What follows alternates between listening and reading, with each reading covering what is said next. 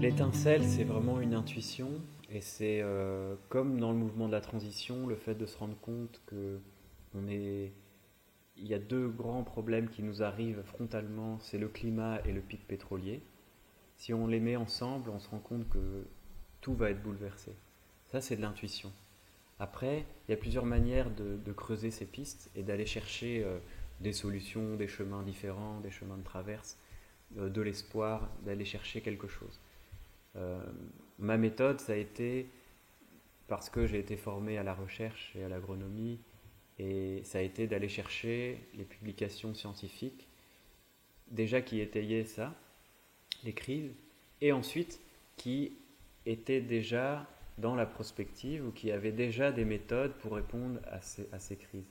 J'en ai trouvé, et j'ai trouvé beaucoup de travaux scientifiques, non seulement qui corroborent toutes les crises et le constat est accablant, mais maintenant qui parlent de rupture, voire d'effondrement des systèmes industriels.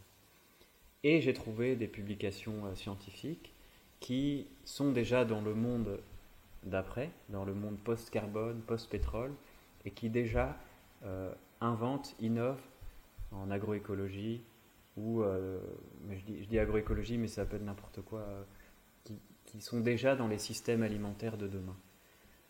La dernière chose, c'est que j'ai été sur le terrain et j'ai vu ces dernières années qu'il y a des réalisations concrètes de terrain, il y a des expériences, il y a un foisonnement d'expérimentation qui se situe déjà dans cette perspective de transition euh, et de rupture. Et en fait, si on n'a pas conscience des ruptures, on ne les voit pas, elles sont invisibles, on ne comprend pas ce qu'elles font.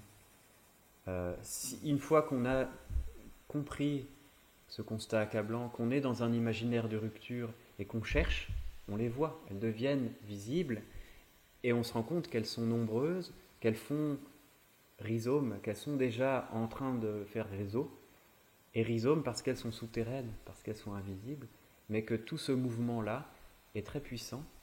Il suffit de le rendre visible, euh, de le de le préserver, de le bouturer, d'en prendre soin. C'est vraiment le côté positif du rapport, tourné vers l'avenir, vers l'action, en montrant qu'il y a des chemins déjà tracés. Je ne dis pas que c'est possible et que tout va réussir, je dis que les chemins sont déjà tracés.